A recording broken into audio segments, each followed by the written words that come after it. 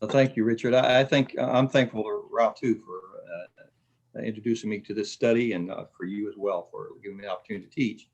I'm not an expert on the Psalms, so I'm here to learn. I think probably just like many of us are, and particularly I think this is exciting for me because we have a yearly theme at Southside every year, and this year it's seeing God in the Psalms. So we're studying through the Psalms throughout the year. And so when Ralph introduced me to this study, I thought that this is going to really help me. So that's really what I'm here to do, is to learn about texts that I haven't spent a lot of time with. So I invite your comments and questions and your thoughts on Psalm 31 that we're going to study tonight.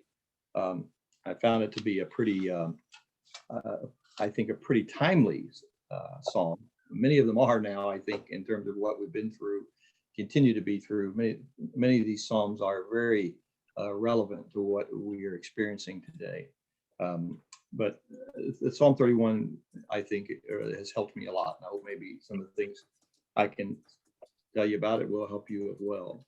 I don't know if you usually read through the psalm. I think what I'd rather do, maybe if you have your Bibles before you, is sort of divide the psalm up and go through it section by section and pick out some things that I think are meaningful to me and that we can focus on. That'd be all right.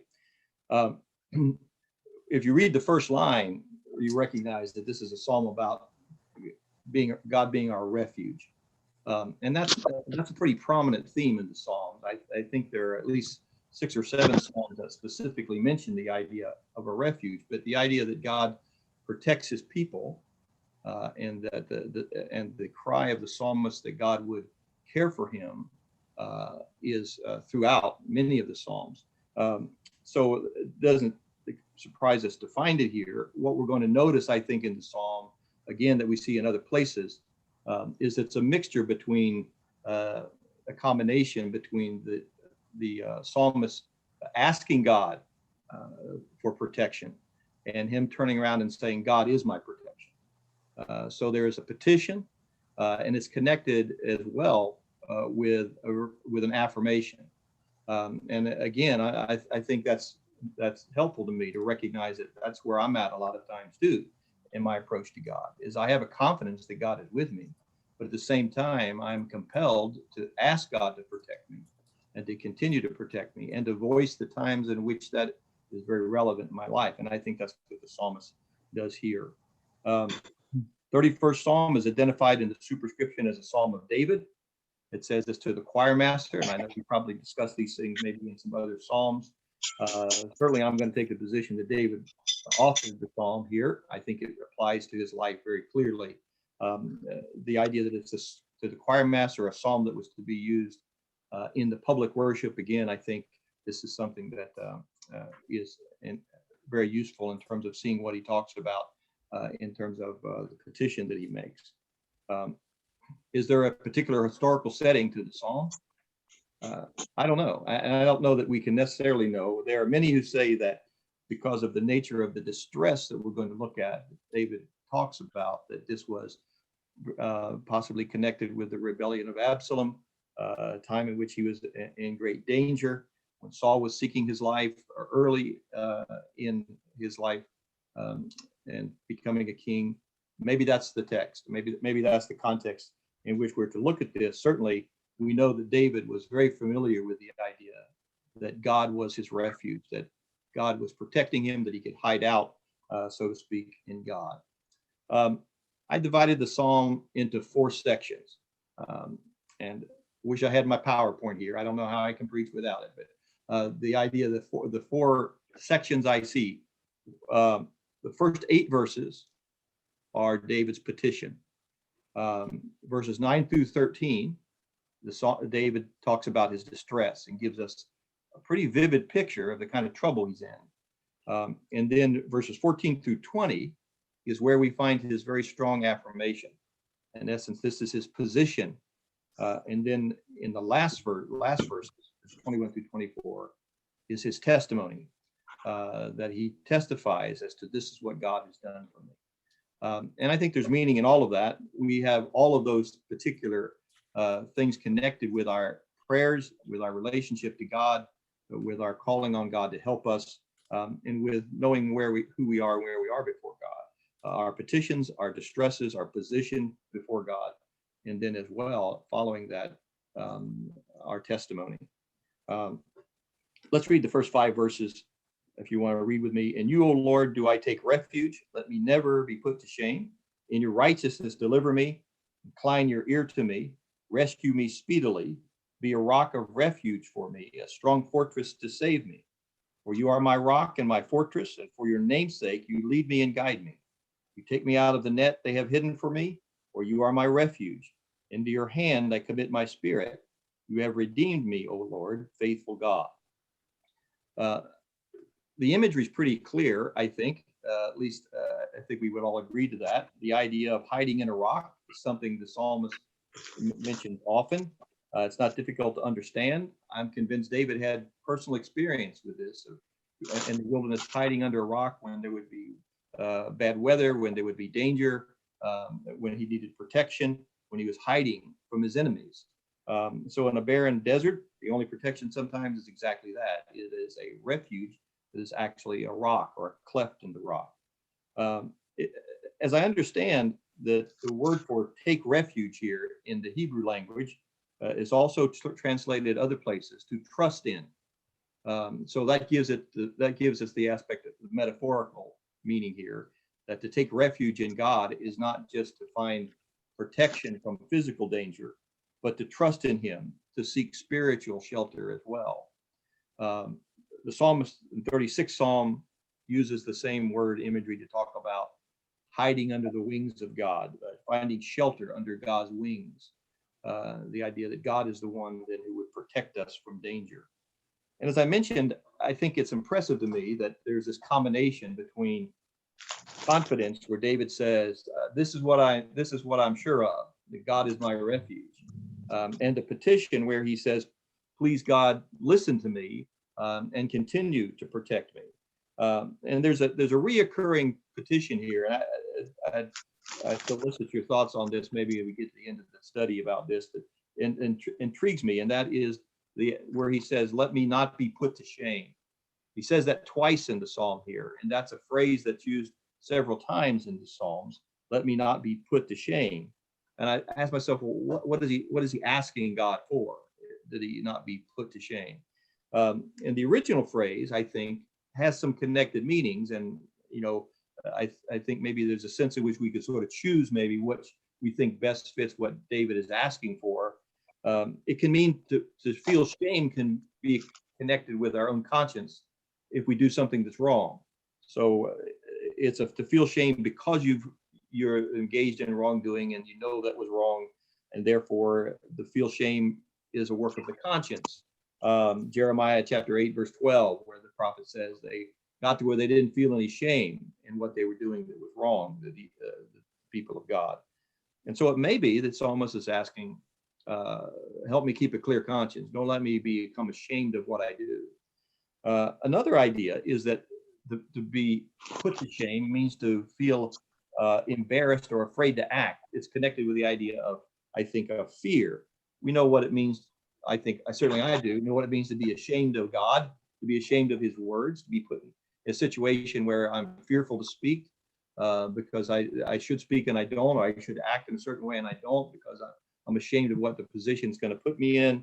And that's a shame that comes as a result of our relationship to the world, that we're living before the world and there's an opportunity for us to speak out or to be unashamed, and we fail at that. And so the psalmist is saying, you see, help me to obey your word. Help me not to be put to shame in the sense of doing what is right. And I think maybe the best understanding of this phrase as it reoccurs in the psalm, and maybe here as well, is that the phrase can mean to be disappointed, that you expect one thing and then you get something else. So you're put to shame because this is where you thought it was going to turn out, but it didn't turn out that way. It's sort of like, the thrill of victory and the agony of defeat. You get beat, and therefore you have to lower your head and you walk off the field. And the word is also translated in the scriptures as to be confounded, to be disgraced. What's interesting is that in the 31st Psalm, David uses it two times in sort of a reverse manner, a double usage of it in verse 17. Oh, let me not be put to shame, but for I call on you, but let the wicked be put to shame. Let them go silent to Sheol. So whatever we interpret this as being put to shame, that David wanted God to not allow it to happen to him, he wanted that to happen to his enemies, and that would be the way that would take place. And if you shame my enemies, then I won't be ashamed. And that's what leads me towards this aspect, that it means that what David's asking is see this all the way through with me. Don't fail to give what you promised. Don't fail to provide for me what I'm expecting, so to speak, in terms of the refuge of God. Any thoughts on that? Yeah, I want to see if anybody else has, before I pitch in a take. I wonder if it is that that he is known to have devoted his life to trust in God and to depend on God to take care of him and rescue him and be his refuge. And that if God does not, come through, it would be a humiliation for him, a shameful thing for him. Yeah. And vice versa for the wicked. They have their lifestyle and their belief system, and he wants them to be shown that it's a bankrupt, a value system, and to be put to shame for that being exposed for what it is. I sort of think of, who was it with the prophets and bringing down fire? Was it Elijah or? Yeah. The prophets of Baal. Baal, Mount Carmel. Right. Elisha. Yeah, Elisha. Is that what it was? Mm-hmm. And right, it was like one of them was going to be put to shame. Whichever one's God failed them. So I don't know if you feel like that fits the context. Oh, I think very much so. Sorry, it's Elijah. Elijah, yeah. I was looking to you to be our authority, Steve. I've been teaching through the divided kingdom, and I'm teaching Elisha right now, and it just what popped in my head. He was just at Mount Carmel in chapter 4, so it just stuck with me. Yeah. Well, it's not like their names are similar or anything. So, but did you remember to start the recording? I did, but thank you, Graydon. Appreciate it. I was looking at verse 3. Verse 3 more or less applies to our salvation. You're my rock and my fortress. We see that in the Psalms. That's right. And also we see in the Psalms, lead me on level grounds, where it says, for your name's sake, lead me and guide me. We see guide me, and I think we see that in Proverbs also. Sure, yeah. And very similar. And I think as well, if you look over, we talked about this being a Psalm of David in the historical context. And at the end of David's life, 2 Samuel chapter 22, in his song of deliverance, some of the language is almost precisely what we find here in this psalm, and of course other psalms as well. But the idea that David had experienced all of these things, and that your comment here brings me to another question that I had as we went through this. And David makes a very strong, confident statement that God is my refuge. And you say, well, why? How can he be so sure that God will not put him to shame? And I think he gives a couple of reasons here as I look through it. In verse 1, he says God is righteous, that God will do the right thing. David knows that God will keep his promises. In verse 3, he says that because for your name's sake, you will lead me and guide me. Mm-hmm. So David, I think, is confident that God will act in behalf of his own name. He will act to his own glory. And God's glory is to David's benefit in every regard. And so he realizes that God will not go against that, much as like Moses argued, or not argued, but reasoned with God at Sinai. The idea that if you leave these people in the desert, then the nations of the world are going to blaspheme the name of the Lord. So I think David may be touching upon that very same reasoning. In verse 5, he says, because Jehovah has redeemed him in the past, because God has shown me that this is the way that he goes. I know the direction that God will go, and he will not let me down because he's kept promises in the past. He will not abandon me. And then verse 5, he also talks about the end of verse 5. He says, you have redeemed me, O Lord, faithful God. The English Standard Version uses the term faithful God there. And some other translations translate that differently. As I understand that the idea there may mean that God is faithful to his promises. Certainly that's inherent, I think, in what he's saying. Some others suggest that the word faithful there is better translated as of truth. And some translations have that, O God of truth. And that what he's saying there, God will not abandon me because God is the true God. He is not a fake God. He is the genuine God, as opposed to verse 6, where he says his enemies are worshiping worthless gods. Mm-hmm. And so that's an important thing, I think, in terms of our lives. We can have confidence in God because we know something about him that the world is perplexed about, sometimes doesn't know about, and that is that he's the true God, and all these other things are not gods at all. And so knowing the genuineness of God, he talks about here that God is able to, is willing to hear his prayers. He says that he will, in verse 7, that he will have compassion on me because he absolutely knows the situation. He says he has seen my affliction and he knows my distress. He has rescued me in the past. That's a pretty solid foundation for having confidence in God, to know that God sees everything. He knows everything that's going on in my life. He's not surprised about anything. Nothing takes him by surprise that comes into my life. So I'm pretty confident that God can handle the situation. And the fact that he's kind, that he's filled with loving kindness. Sure, and so right. When he sees David suffers, he's totally confident that God is going to have compassion on him. Yeah. Isn't that an important thing to think about God? To always keep in our mind is that God is a compassionate God. He doesn't seek that anyone perish. He's not trying to catch us in some fault. He really wants to see us, see our needs be met and see that we don't suffer. You mentioned the idea of walking where the path, putting my feet in a broad place as something that we see in the Psalms a lot. And again, that's fascinating language, the idea that God would make it so that I can walk where there's a broad path, as opposed to maybe some narrow,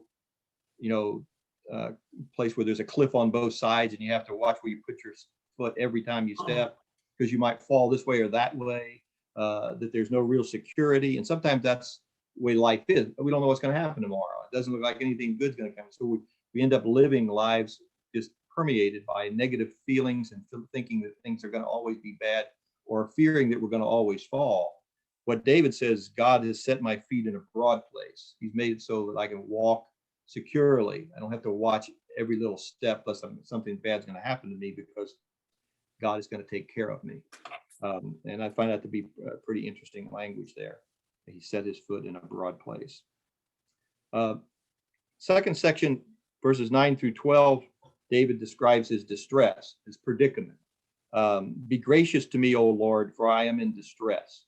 And then he describes this distress in different characterizations. Verse 9, it seems as though he's talking about some physical pain. He mentions my eye, my body, my soul, that these things are that these things are afflicted. And he says here that his life is spent in sorrow.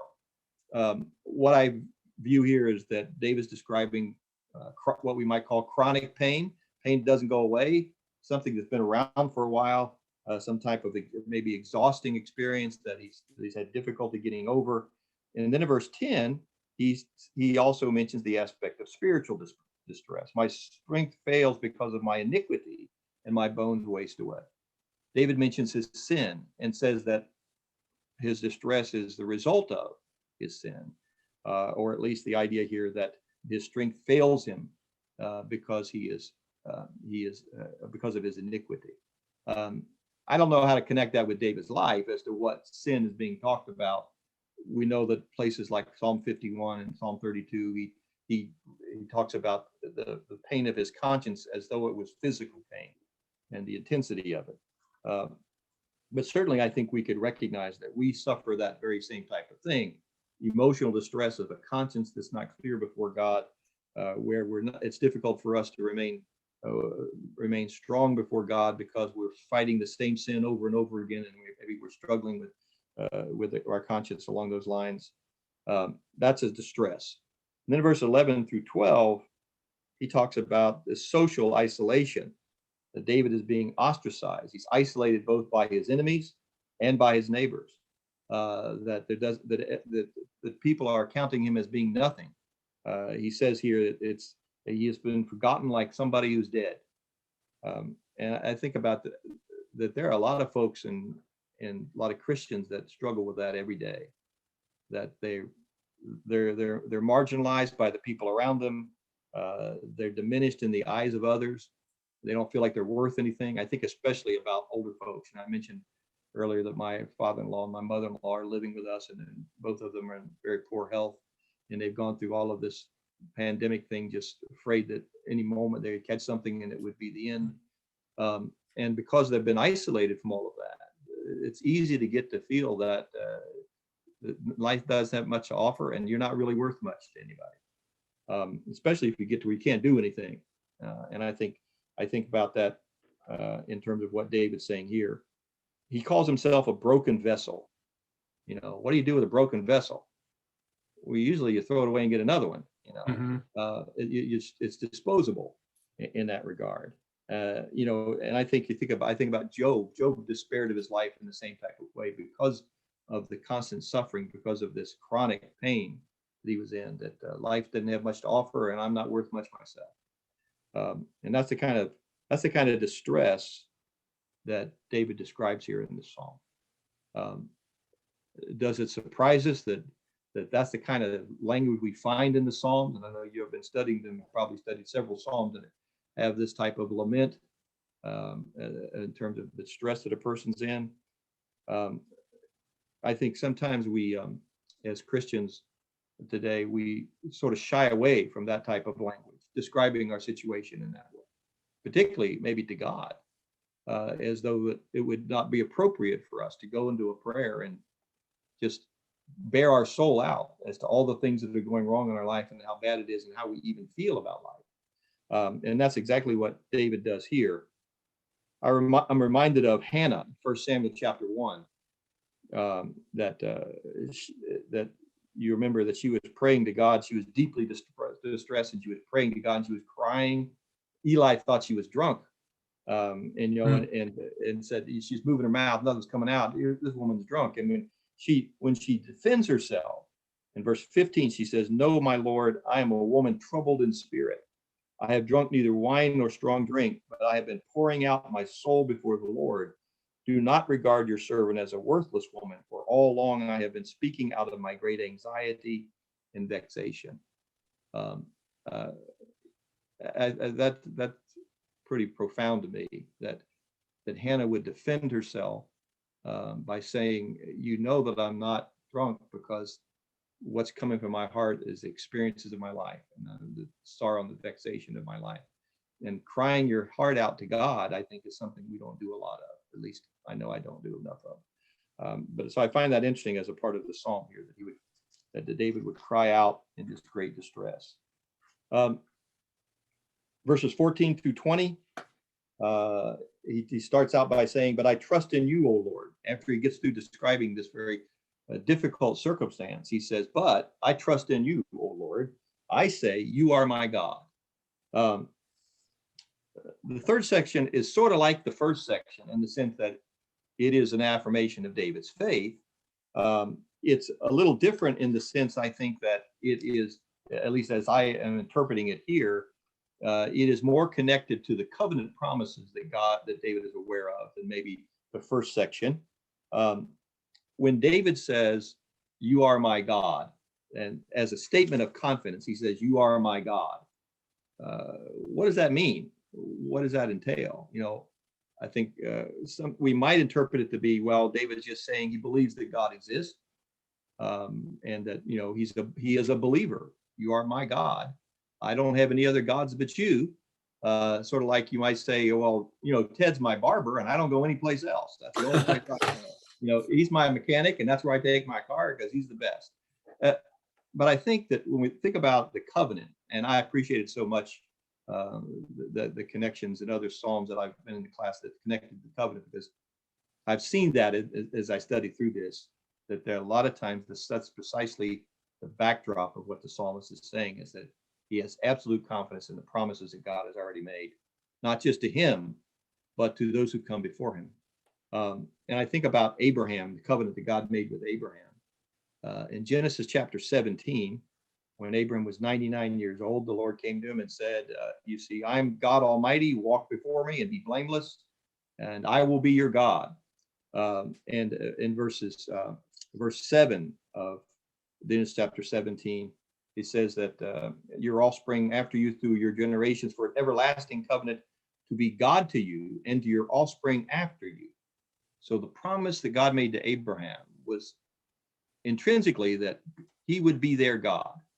And then later on, that's exactly how it's voiced in the Exodus story. In Exodus chapter 6, God says, I've remembered my covenant. Say therefore to the people of Israel, I am the Lord, and I will bring you out from under the burdens of the Egyptians. I will deliver you from the slavery to them, and I will redeem you with an outstretched arm, with great acts of judgment. I will take you to be my people, and I will be your God.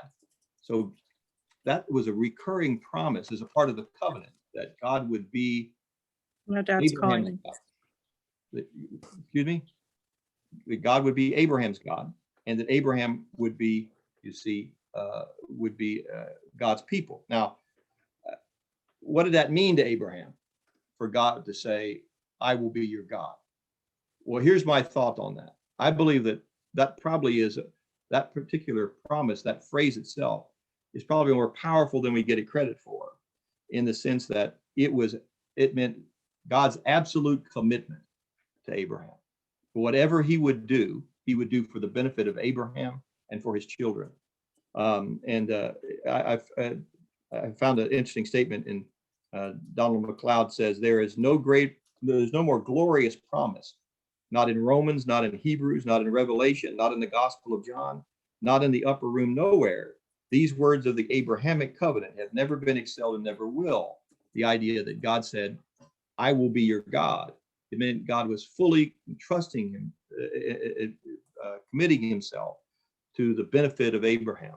And that's my point here. I believe that David was able to make that statement to God. You are my God, because God had already told David, I will be your God. The idea that you will be my God because God has said, I will be your God is powerful to me, to know that this is not just something I made up on my own, that I would say God will be my God. He's already told me he will do that if I'll follow him, if I'll take refuge in him, I'll trust in him. He's committed himself to my benefit. It's like 1 John 4:19, that we love because he first loved us. That God's the initiative here in terms of promises in the covenant involved. In verse 15, David says to God, my times are in your hand. And we notice there that the times there is plural, not singular, not my time, but my times. What does that mean? I'm convinced that we might say David believed in the providence of God, that he believed that God was at work in his life, that God was in control. But it points to me that what David recognized is that God was in control of all the different circumstances of life. It's not just this one time, but all the times that I've been through. God has always been there in charge. He's always been in control. My times have always been in his hand in that regard. This is the second time in the Psalm where David mentions God's hand. Back in verse 5, he said, into your hand I commit my spirit. And remember, those words are pretty familiar to us. That's one of the statements Jesus made from the cross. In fact, if I'm correct, it's the last statement Jesus made from the cross. Into your hand I commit my spirit. Another time when Jesus was focused on Old Testament scripture, even in the most distressing time, to make us to teach. But in Luke 23, verse 46, the word that Luke uses there means to place as a deposit for safekeeping. The idea of commit means you take something, you put it someplace so that it'll be there when you get back, or so that you won't lose it. And I think that's interesting here, that Jesus was certainly drawing attention to the fact on the cross that God was his refuge, that in this great distressful circumstance, more distressful than certainly what David described here, Jesus used David's words to reflect upon his confidence in God. I will commit my spirit into your hands. He was trusting God to keep his promise. He was trusting God not to put him to shame, to validate what he had committed himself to. And of course, 3 days later, God did that. He kept that promise. But the idea there that's the type of thing that David is saying here, when he says, in your hands, my time is in your hands. It's totally committed to you. I'm putting it all in your control. So David, this is the verse that Jesus was quoting on the cross. Well, the words are the same. I don't know if Jesus, that's my take on it, that Jesus was reflecting on the psalm here. I don't know that there's no text that would tell me that this is what he was quoting, but the words are the same. And the idea here that the concept of Jesus saying that, I think fits. And I think sometimes we've interpreted those words of Jesus at the end, "Into your hand I commit my spirit." Jesus was just saying, well, I'm getting ready to die, and God received me into heaven. I think the idea there, much as I would interpret his quotation of Psalm 22, was to get people that were listening to him at the cross to think about the fulfillment of those Old Testament passages into what was happening before them at that time. And this may be another case of that, where he quoted from this psalm in order to get individuals to recognize that he was putting his absolute trust and commitment that God would not put him to shame, that he would be delivered in that. But God was Jesus' refuge. Verse 19, oh, how abundant is your goodness, which you have stored up for those who fear you and work for those who take refuge in you, in the sight of the children of mankind. The conclusion I think that David is coming to here in this, of course, is that God has always been there for him, and that the image here that God is so ready to bless him that he has this goodness that's stored up for him. You have stored it up for those who fear you. It's there for them and put on deposit, and that's this aspect again of the idea of something that's put there to keep it safe, to make sure that it's secure.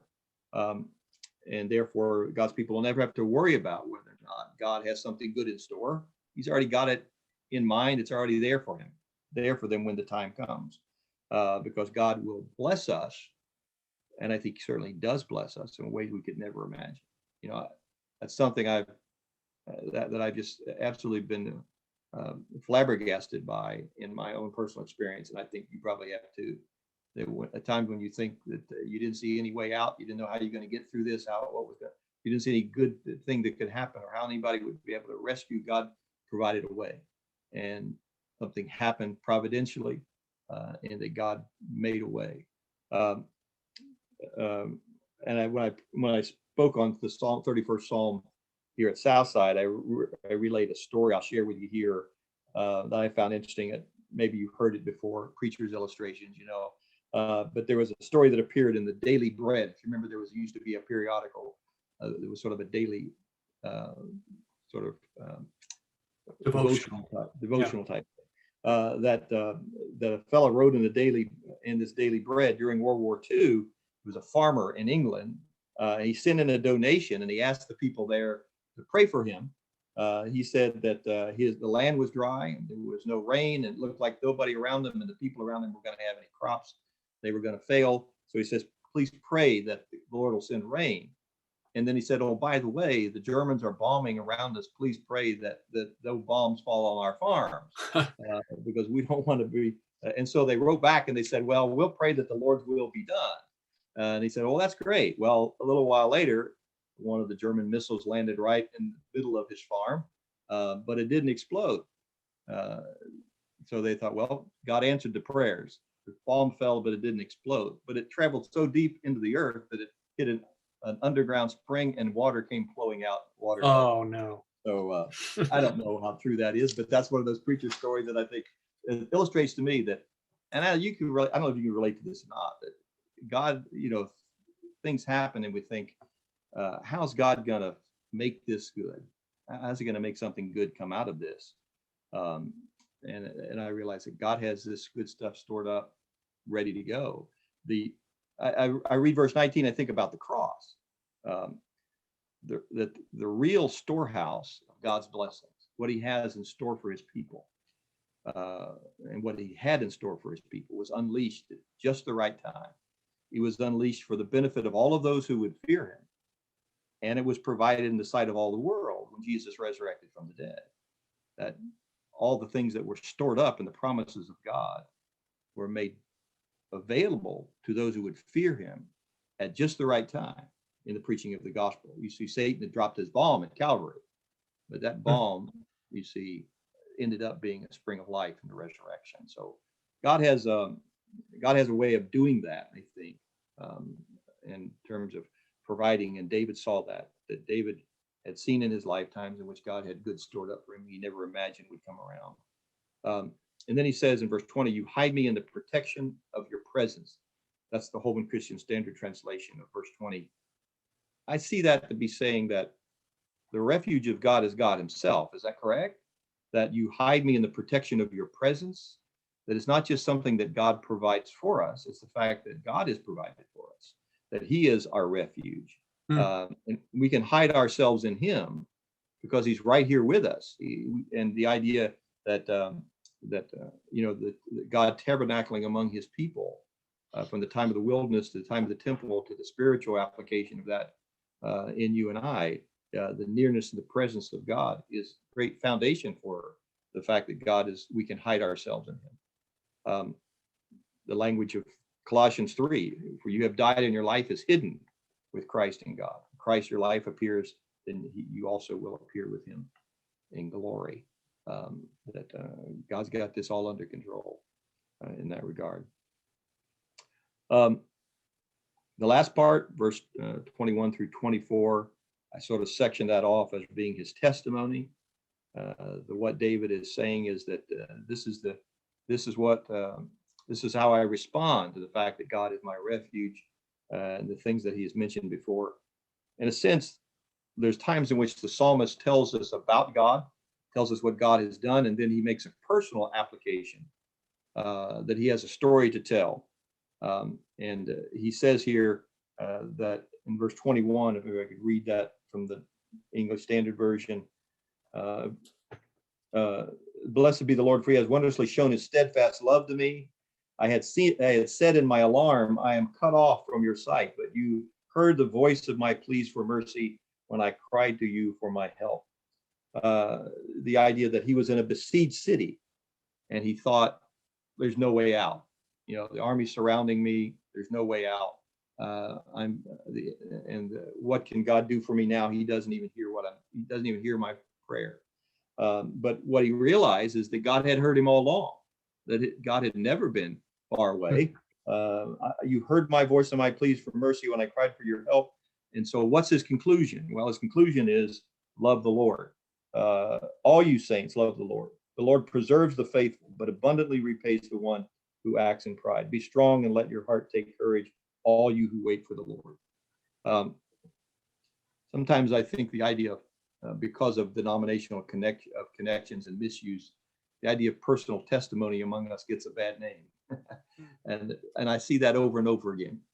The idea that God's people have to be willing and ready at every occasion to tell others, particularly those that might be less believers or maybe even doubters or maybe even total unbelievers. We have to always be ready to tell others what God has done for us. Amen. And that's what God says here. That's what the psalmist says, is that I thought there was no hope. I thought there was no way out. And I didn't think God was listening to me, and he's delivered me. He was my refuge. So here's what I want you to do. I want you, all of you saints, to love the Lord and to put your trust in him and to wait on him. So that's really the message to us from this psalm, at least a big part of it. What does this mean to us? The application is we have to take courage, be strong, and wait on the Lord. And I'm convinced that waiting on the Lord there, maybe you've discussed this as its occurrence in other Psalms, other places. I'm convinced that the waiting on the Lord there doesn't mean just sit back and do nothing, like you wait for a bus. That's not what the waiting on the Lord is. The waiting on the Lord, I believe here, is that you trust in him and you become obedient to him. You put your life in his hands so that you're willing to do whatever he asks you to do. The opposite of that in the psalm is don't act in pride. Waiting on the Lord is to get rid of all the pride in our life that says we can do this ourselves and put our trust in God because God provides for us. What are your thoughts on that? Does that make any sense? What verse is that? Oh, the very last one. Is that what you're referencing? Verse 24. Yeah. Be strong and let your heart take courage. All you who wait for the Lord is what the ESV says. Mhm. Or the King James says, all ye who hope in the Lord. Okay. But is that what it literally means, to wait? I don't know what the best translation of the Hebrew term is. I didn't look at what the King James said on that. I think that the idea of putting your trust or confidence in would be involved in both of that terminology. Anybody have another translation that helps us there? I only looked at the ESV on that. The old ASV also has hope. Hope. Yeah. So, yeah, I just, I sort of think of it as in between the time of the trial and calling on the Lord. And there's a period of time before the relief. Yeah. And maybe this is the most simplistic interpretation, but wait in faith and trust that he will answer the prayer.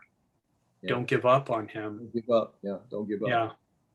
I think of, Isaiah 40, those that wait upon the Lord will mount up with wings as eagles. It's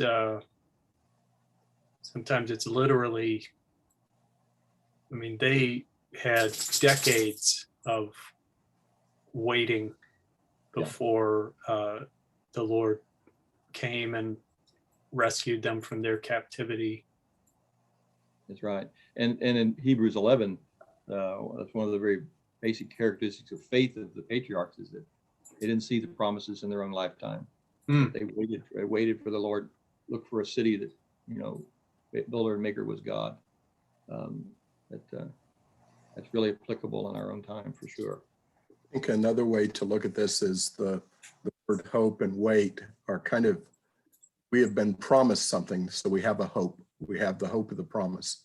We know it's going to come, but we need to wait for it because we don't know when it's going to happen, but it is going to happen, so we have hope. And I was thinking also just of waiting for a bus or a train or something. If you're in a city, is that there's regular schedules of when the train's going to come and everything, and it's going to come. And when you get to a location, you have to think, am I going to walk or am I going to wait for the bus or whatever? And if the bus is late, you sometimes really start thinking, should I start walking?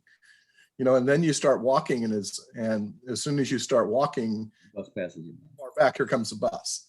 And I kind of look at it like this. It's like the hope is there. It's coming.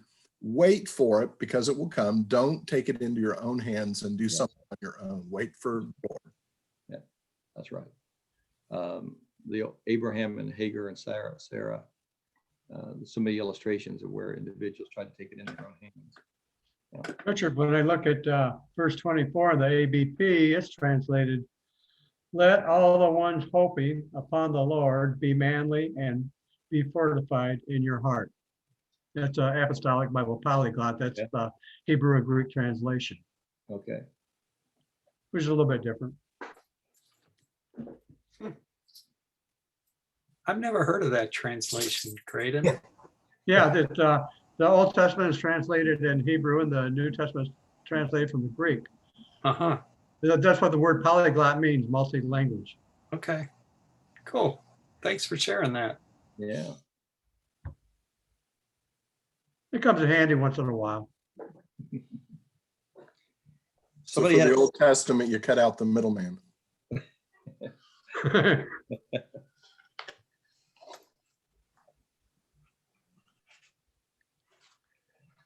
What's so striking in these Psalms, as in so many of them, is David's absolute expression of distress.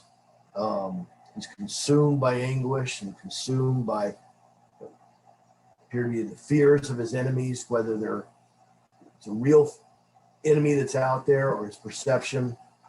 But yet he's just as bold as he is honest. He's bold in his confidence in the Lord, and he doesn't just say, Lord, please be with me. He puts the Lord at test almost in the righteous way of he's confident the Lord will come with him. And just what a model for us who I think is, at least me, struggle with being that confident and being that open. These Psalms are just a continual testimony towards the importance of being both.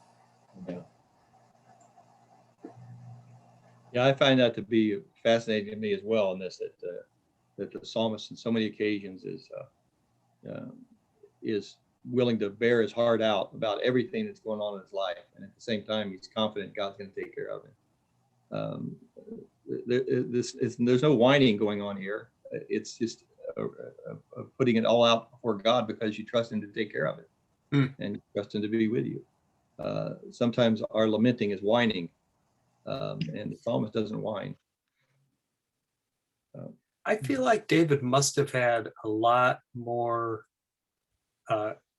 trials in his life and struggles with sin than appears in the historical books, because he's written a bunch of Psalms like this, and they can't all be talking about Absalom, or maybe they are.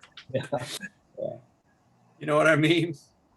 Yeah, I think Mark brought that up before. There was one of the Psalms that I can't remember which Psalm it was now, but talked about we weren't sure what sin it was that David was talking about, because it was historically context in his early life when he was the man after God's own heart, and yet it talked about his iniquities.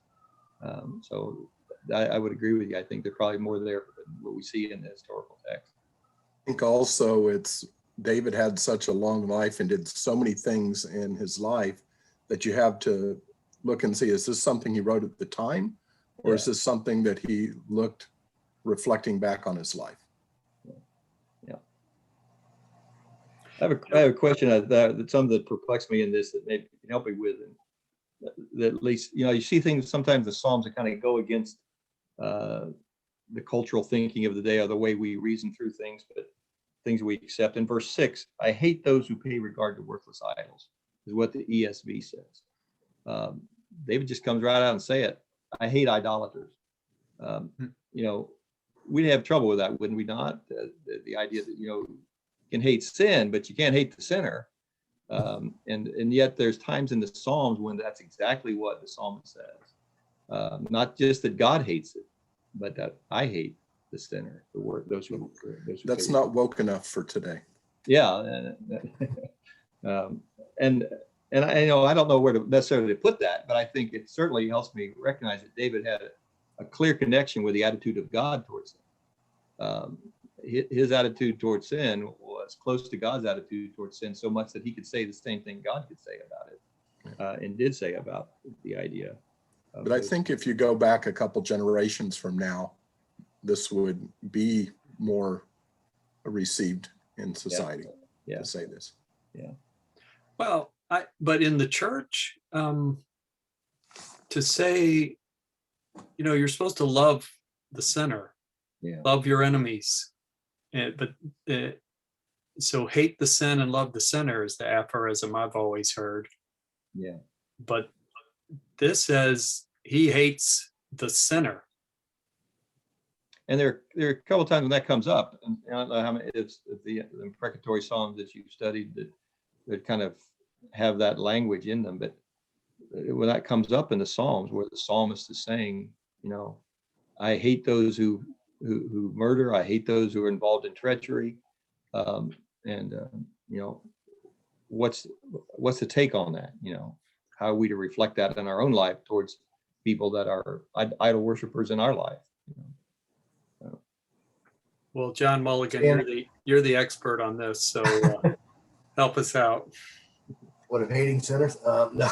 Well, I remember we started out with the imprecatory Psalms in the study because we were struggling with that very thing. And the consideration I've had is just he's taking this to the God, and that seems to be the right way to express these kinds of intense emotions. But yet, as far as our actions, we treat people lovingly, but boy, we can sure vent to God. And if the Psalms don't teach us anything, they teach us that you can vent this to God, and that's the airing, I guess, of the evil that might be acted upon if you're expressing it the right way. That's kind of how I understood it, because when I was preparing for this, David, I hit that very verse and I go, boy, how do we work with that? But then I thought, well, he's saying it to God, and he's not going out and acting on it. David showed the best, like with Saul, of not getting revenge on your enemies when you had opportunity. So, well, that's a good thought, and that helps me.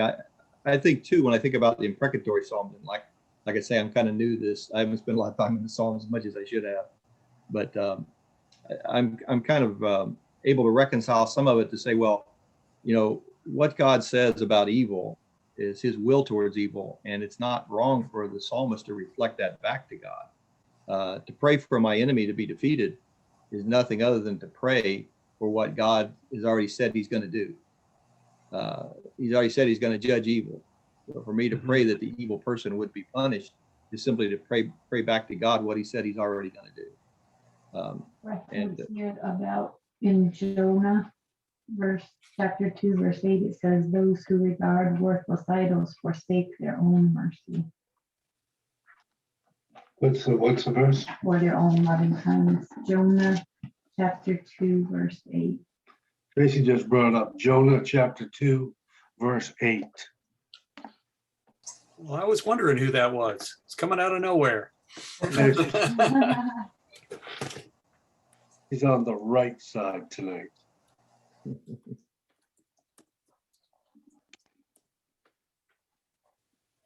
Hey, Ralph, if we have to choose who we're going to see between you and Tracy, I think we'd always choose Tracy. So just for future reference. Amen. I'm not going to let him come in the room with me again. Okay, well, we're in a little bit of a stall here. I need to go ahead and go, so I got to go to my meeting in China. Oh, that's right. Good luck with your, good luck in China. Yeah, we'll see you. Okay. Well, Steve, Yeah. I just wanted to tell you, I visited your website. You've got some very interesting material on there. Yeah, it's all over the place, but yeah, I liked it. well, good. Glad that you did. We'll see you later. Bye. take care, Steve. Steve. Hey, Rick,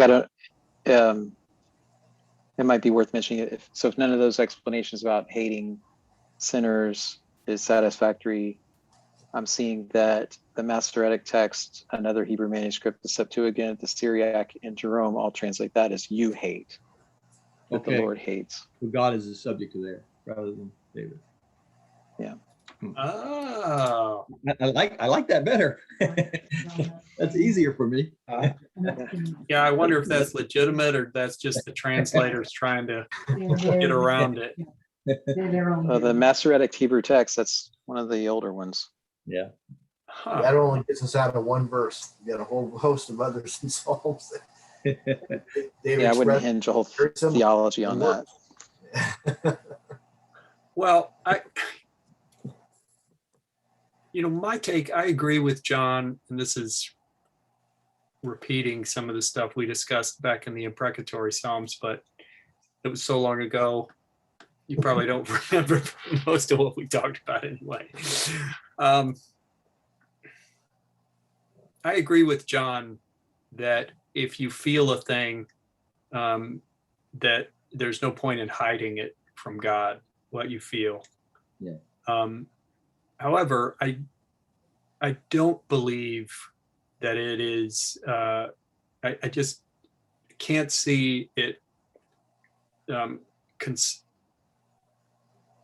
fitting in with Christian theology and values, the idea of having hatred towards other people, regardless of their sinfulness. And so I would attribute this to that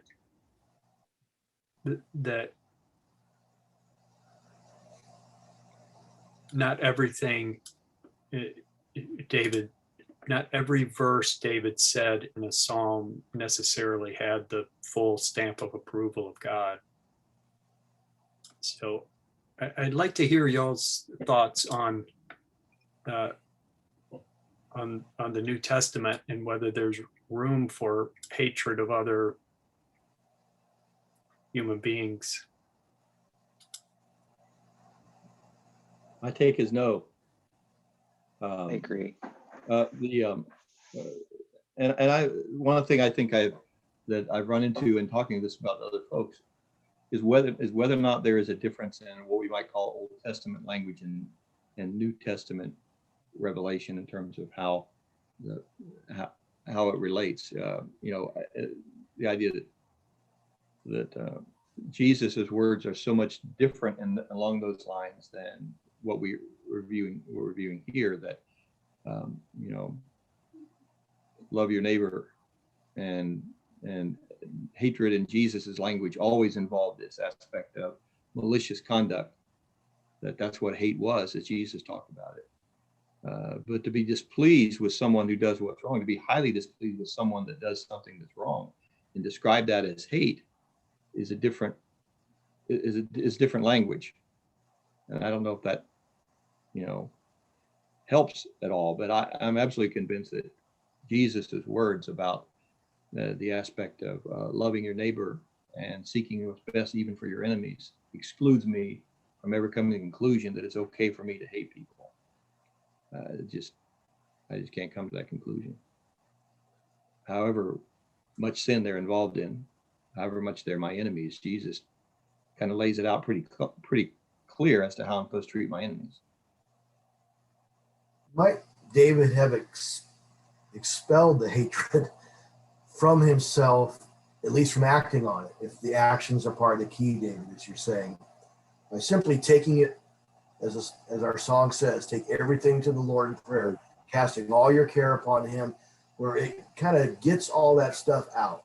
Yeah. We're being shown how to get it out so we don't act on it. Because David becomes a model of how to treat people right, Mephibosheth and others. I guess that's how I keep seeing it, to where it's not really, because Rick's concern is real. Is this a hatred where he carries it around and he's keeping people at arm's length at best, or he's acting upon it? We don't really see that. And I just keep going back to he's venting it properly to the Lord. And then that's why he can end full circle at the end of the psalm with great statements of hope and praise. And that's just how I see it. That seems to make the most sense to me. Otherwise, we have a real problem. That's a good point, John. And particularly the idea of in that very verse where he says, I hate those who pay regard to worthless idols, but I trust the Lord. So I hate them, but I know you'll take care of them in your own way. It's like it's Romans 13, isn't it? I mean, Right. Let the vengeance be God. Vengeance belongs to God. This is what